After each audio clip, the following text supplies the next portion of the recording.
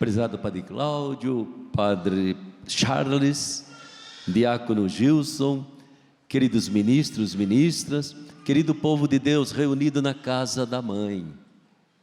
Aí está a palavra de Deus para nós. E é importante que essa palavra, de alguma forma, ela traga uma mensagem para você, para a sua comunidade, para a sua família. E é bom que a gente possa sair de Aparecida e depois espalhar essa mensagem para todas as pessoas. Até porque esse ano jubilar, o que é que a igreja está pedindo de nós? Que nós sejamos peregrinos da esperança. E só leva a esperança quem está cheio da palavra de Deus.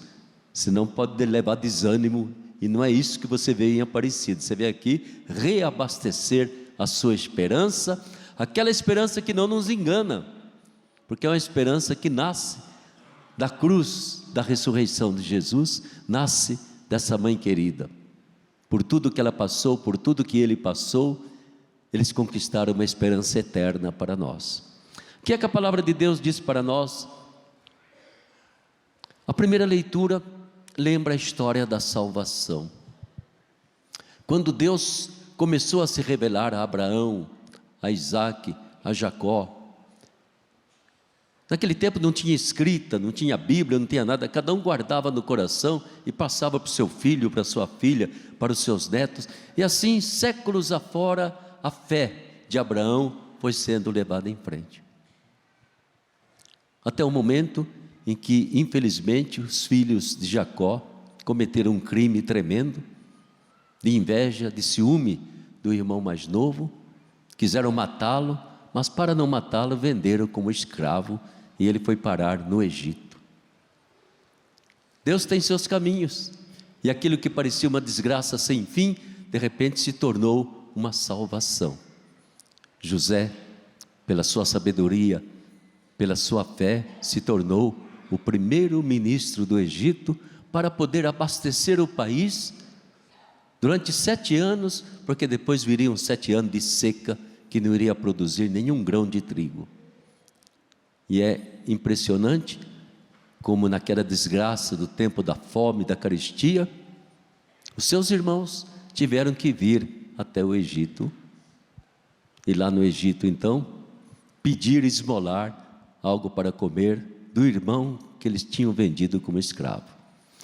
E José tinha um coração imenso, ele acolheu, ele se reconciliou, fez com que os irmãos também pedissem perdão, e a partir daí eles passaram a habitar no Egito. Os séculos passaram, José morreu, e de repente aquele povo de imigrantes começou a dar muita dor de cabeça para o faraó. O faraó ficou com medo, eles vão me tomar o trono. E o que o faraó faz? Escravizou o povo todo. Mandou todo mundo construir pirâmides, monumentos, e o povo sofrendo. Não deu certo, o povo começou a aumentar ainda mais. Resultado, deu um decreto cruel, mandar matar todos os meninos nascidos dos hebreus. Joga no rio. E é aqui que surge então a bonita história de Moisés, né? Que a mãe ficou com dó. Como é que eu vou jogar no rio? Ela jogou no rio, mas colocou num cestinho e disse que a corrente do rio leve meu filho. E lá embaixo estava a filha do faraó tomando banho. Chega aquele cestinho, ela se encanta com a criança, resolve adotar a criança, e aquela criança se torna Moisés, criado no palácio, no bem-estar, mas ele conservou sempre a sua consciência: eu sou filho dos hebreus. A partir daí então é que ele resolve libertar o seu povo. E é impressionante como esse homem foi escolhido por Deus, porque Deus nunca esteve, nunca está e nunca vai estar do lado daqueles que oprimem, dos opressores, dos que jogam bomba, dos que matam, como está acontecendo hoje em dia. Deus está sempre do lado dos oprimidos, dos que sofrem, né? É exatamente nesse êxodo que está lá bem na fachada sul do nosso santuário, que a gente vê que o nosso Deus é comprometido com a história que a gente está vivendo. Ele não está no céu, Ele está no meio de nós, e gostaria de estar dentro de nós, porque Ele não nos quer ver oprimidos, seja pelos nossos pecados, seja principalmente pelos imensos pecados que se cometem na humanidade. Eu diria para vocês, tem alguns católicos que não gostam, não sei quem enfiou essa bobagem na cabeça deles. Ali, na história do Êxodo, começa aquilo que nós chamamos de teologia da libertação. Moisés foi o primeiro, tirou aquele povo, atravessou o Mar Vermelho, e o povo entrou na terra prometida, comprometendo-se a observar os 10 mandamentos, e formou o povo israelita. Jesus é o maior de todos os libertadores, porque muito mais que Moisés, ele veio da Trindade Santa, para se fazer nosso companheiro, nosso irmão, nosso Salvador, nosso libertador. Mas guardem no coração, nem Deus Pai, nem o Espírito Santo, nem Jesus jamais estão ao lado dos opressores, está sempre do lado dos oprimidos, e não quer ver o povo oprimido, não quer ver o povo subjugado, muito menos escravo, como está acontecendo em boa parte do mundo. Aqui vem o Evangelho e nos dá uma lição muito importante também, gente. Parece que Jesus ficou um pouco cansado de tanto anunciar o Evangelho, o reino de Deus para todo mundo, né? Em vários lugares, de tanto fazer milagres em favor do povo e nada de mudar o coração daquele povo. Daí que Jesus fala: olha, o julgamento de vocês vai ser severo, vindo o Pai até vocês, e vocês me desprezam, e desprezam às vezes em nome da religião, em nome daquela religião que estava na cabeça deles, e não da religião que Jesus estava revelando para eles. Preferiram o seu templo, o seu sacrifício, suas regrinhas, e acabaram rejeitando Jesus, crucificando. Então Jesus diz umas palavras que devem fazer a gente pensar, até porque, em geral, quando a gente pensa em pecado, nós sempre pensamos nos nossos pecados e no pecado dos outros, né? Principalmente a gente gosta de encontrar pecado nos outros. Mas é tão importante que Jesus nos faz perceber uma coisa: existe um pecado social. Quando ele fala de Betsaida, de Corazim, são cidades. Jesus chorou sobre Jerusalém, Jesus lamentou Cafarnaum, cidades. Ou seja, precisamos tomar consciência que muitas vezes é um país todo, é uma cidade toda, é uma comunidade que leva o povo a pecar, a cometer injustiça, a roubar, a ser corrupto. Tem gente que tem vergonha de ser honesto, e vê o companheiro se aproveitando e fala: eu vou também. Não é por aí o caminho de Deus, não é esse o caminho de Jesus, né? Então é tão importante que a gente esteja atento a isso, porque nós somos brasileiros. Brasileiro é ufanista, gosta de gritar Brasil acima de tudo, gosta da bandeira, gosta de tudo, graças a Deus. Mas mantenha essa consciência de que esse Estado, com suas leis, nem sempre leva todo o nosso povo a ter uma vida digna. Há muita gente sofrendo, está desempregado, ganha o que não dá para manter a família, não consegue ter uma casinha para morar. Isso não é o que Deus quer.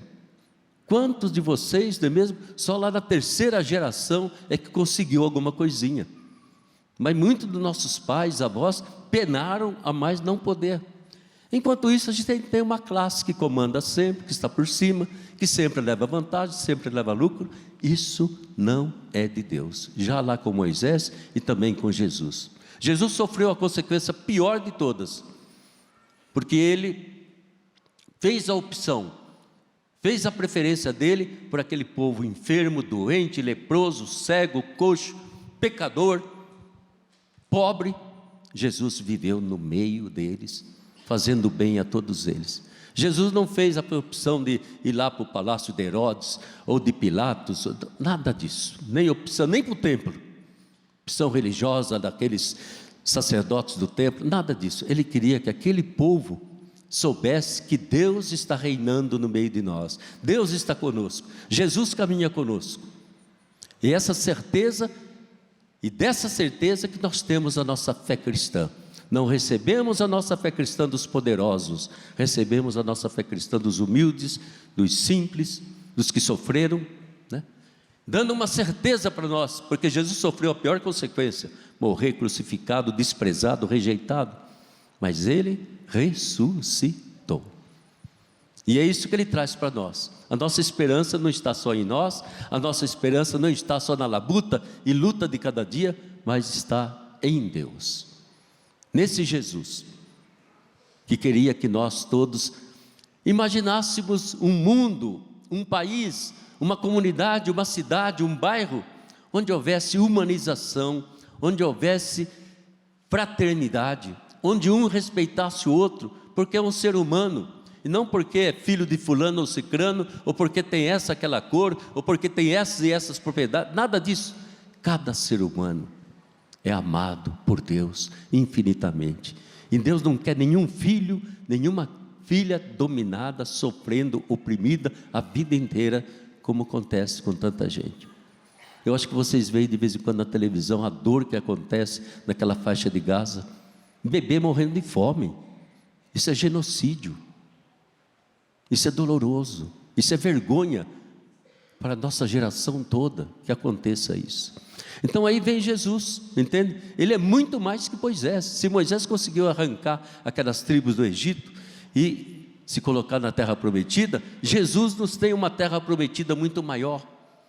E a gente coloca no coração também que Deus nos ajude a sempre ter um discernimento, que eu não me deixe levar simplesmente por aqueles que comandam a minha sociedade, que são os tais, são importantes. Não, eu tenho a palavra de Deus comigo, eu tenho o Evangelho de Jesus, é isso que eu quero seguir, é esse o critério do que eu penso, do que eu planejo, do que eu faço da minha vida.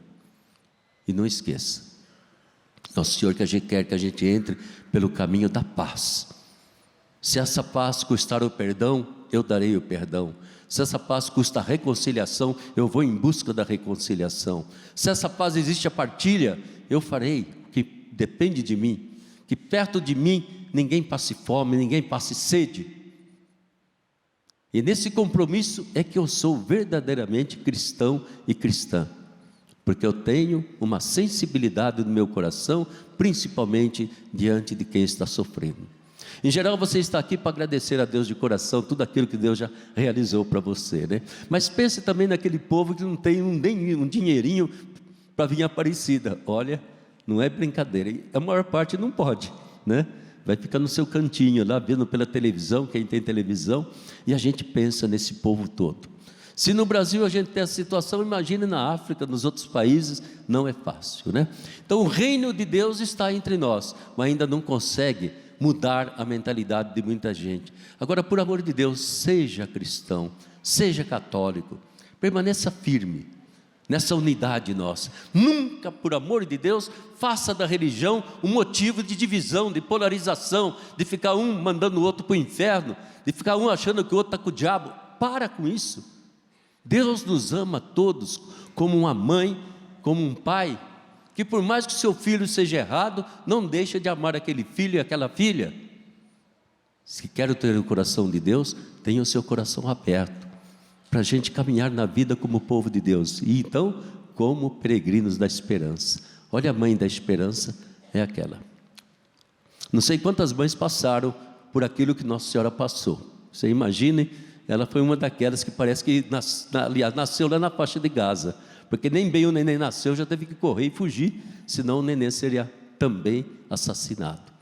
E ela superou tudo. Hoje ela é nossa intercessora, hoje é nosso modelo. E hoje, quando eu falo Maria, Mãe Aparecida, o coração da gente fica cheio de alegria. É bom estar onde a mãe está. É bom estar onde a mãe está. Onde a mãe está, eu quero estar. É bom estar onde a mãe está. Onde a mãe está, eu quero estar.